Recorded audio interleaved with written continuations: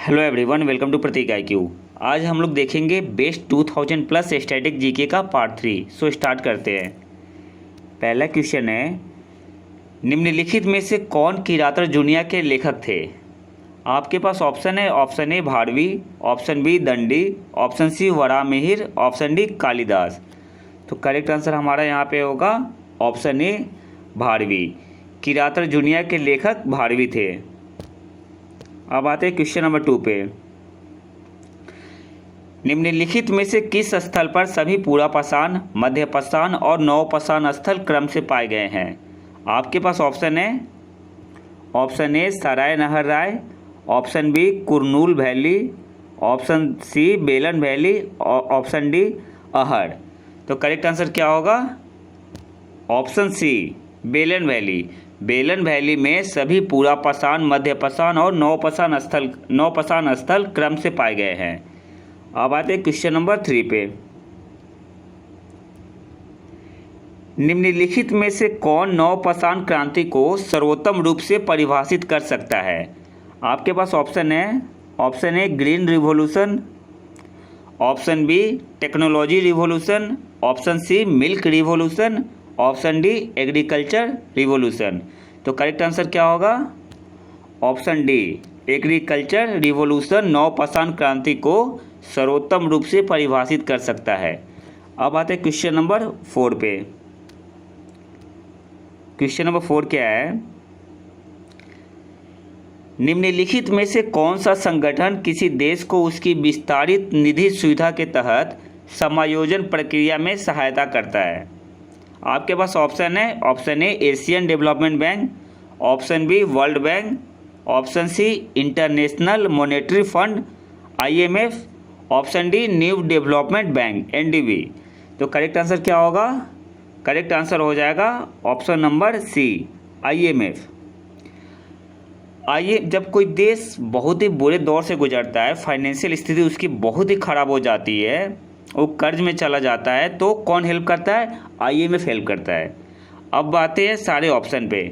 सबसे पहले देखते हैं एशियन डेवलपमेंट बैंक के बारे में। इसकी स्थापना कब हुई थी? ADB की स्थापना हुई थी 1966 में। इसका हेडक्वार्टर कहाँ है? मनीला में, जो कि फिलीपींस कंट्री में है। ADB का हेडक्वार्टर कहाँ है? मनीला में। और ADB के प्रेसिडेंट कौन है? मासासुगु आसाकावा। ADB के प्रेसिडेंट कौन है? मासासुगु आसाकावा। अब आते हैं वर्ल्ड बैंक पे।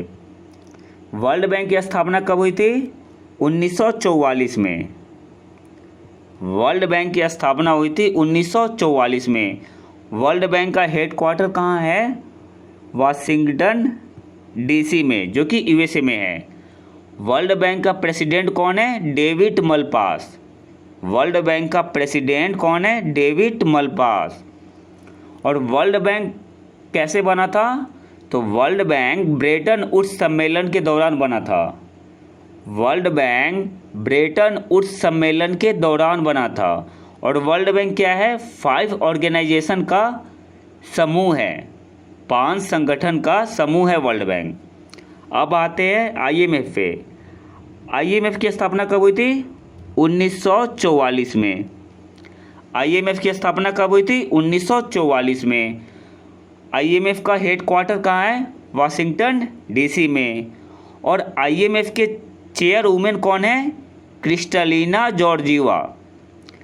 IMF के चेयर वुमेन कौन है? Kristalina Georgieva. यहाँ मैंने चेयरमैन नहीं बोला, चेयर वुमेन बोला है। क्यों? क्योंकि क्रिस्टलिना जॉर्जिवा लेडीज है। और कौन से देश की है? बुल्गारिया से है। क्रिस्टलिना जॉर्जिवा बुल्गारिया से है। और क्या है? IMF की चेयर वुमेन है। अब आते हैं NDB पे, न्यू डेवलपमेंट बैंक। इसका हेडक्वार्टर कहाँ है? शंघाई चाइना में। NDB का हेडक्वार्टर कहाँ है? शंघाई चाइना में। और NDB की स्थापना कब हुई थी? 15 जुलाई 2014 में। 15 जुलाई 2014 में किसकी स्थापना हुई थी? New development bank. इसको ब्रिक्स बैंक भी बोलते हैं। और NDB के प्रेसिडेंट कौन है? मार्कोस प्रादो ट्रोइजो। एनडीपी के प्रेसिडेंट हैं मार्कोस प्रादो ट्रोजो। अब आते हैं क्वेश्चन नंबर 5 पे। क्वेश्चन नंबर 5 क्या है? मुस्लिम लीग के निम्नलिखित में से किस अधिवेशन में मोहम्मद अली जिन्ना ने फूट डालो और छोड़ो के एक नए नारे का आविष्कार किया था? मुस्लिम लीग के निम्नलिखित में से किस अधिवेशन में मोहम्मद अली जिन्ना ने फूट डालो और छोड़ो के एक नए नारे का आविष्कार किया था? आपके पास ऑप्शन है। Option A Lucknow session 1931, Karachi session 1933, option C Lahore session 1940, option D Karachi session 1943। तो करेक्ट आंसर क्या होगा?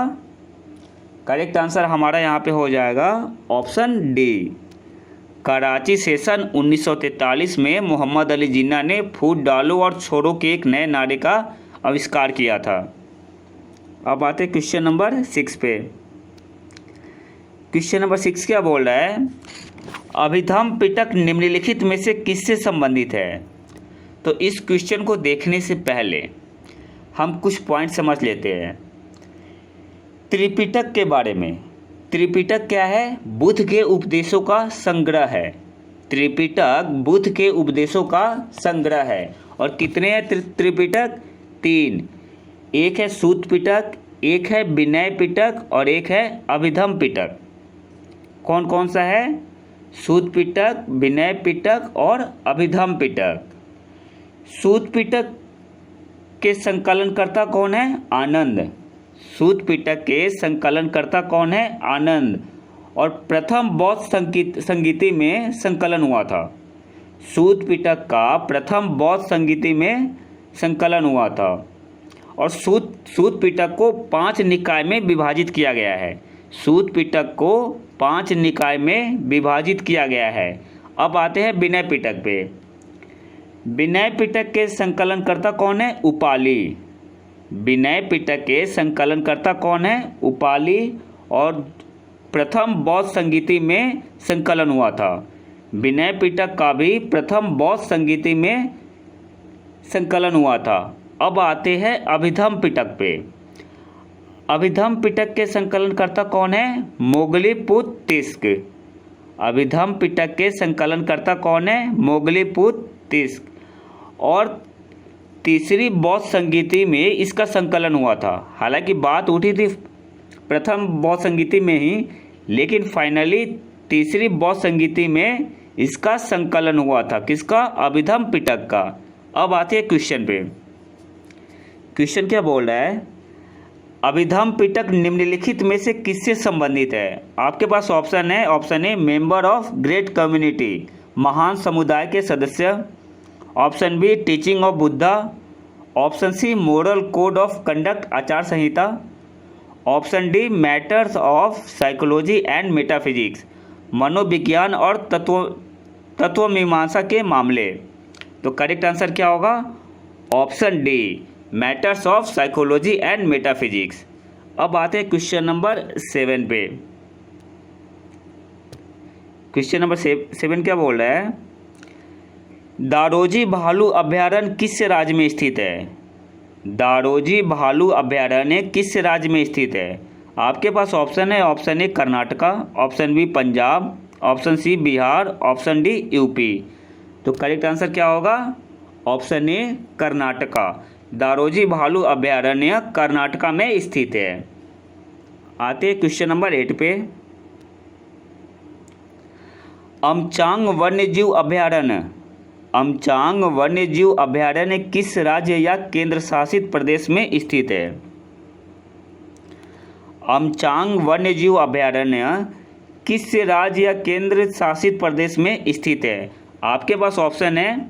Option A Puducherry, option B Punjab, option C Manipur, option D Assam. तो करेक्ट आंसर क्या होगा?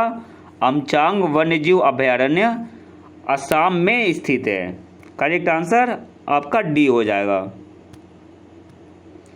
अमचांग वन्यजीव अभयारण्य कहाँ है? अमचांग वन्यजीव अभयारण्य असम में स्थित है। अब आते हैं क्वेश्चन नंबर 9 पे। स्थल मंडल किसका संयोजन है? Lithosphere is the combination of what? आपके पास option A upper core and lower core, option B upper crust and lower mantle, option C crust and upper most part of mantle, और D none.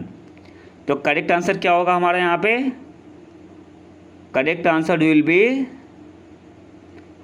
Option number C, crust and upper most part of mantle. Correct answer हमारा हो जाएगा option C, crust and upper most part of mental. तो core तो होगा नहीं, core जिस option में होगा आप हटा सकते हो, क्योंकि ये पृथ्वी का सबसे भीतर का भाग होता है। तो यहाँ कोर है तो ऑप्शन ए तो होगा नहीं। अपर क्रस्ट एंड लोअर मेंटल नहीं होगा, क्या होगा? Crust and upper most part of mental. अब आते क्वेश्चन नंबर 10 पे। क्वेश्चन नंबर 10 क्या है? कालीमंतन निम्नलिखित में से किस देश का हिस्सा है? कालीमंतन निम्नलिखित में से किस देश का हिस्सा है? आपके पास ऑप्शन है, option A Thailand, option B Nepal, option C Bhutan, option D Indonesia. तो कालीमंतन इंडोनेशिया का हिस्सा है, और इंडोनेशिया की राजधानी कहाँ है? जकार्ता। हालांकि इंडोनेशिया अपनी नई राजधानी बोर्नियो बनाने वाली है, क्योंकि जकार्ता जो है वो डूब रही है। तो यहाँ पे करेक्ट आंसर क्या होगा? Option D, Indonesia. Kalimantan Indonesia का हिस्सा है। तो ये था हमारा पार्ट 3। अगर वीडियो पसंद है तो लाइक ज़रूर करें और चैनल को सब्सक्राइब कर ले। मिलते हैं नए वीडियो में नए टॉपिक के साथ, तब तक के लिए नमस्कार, जय हिंद।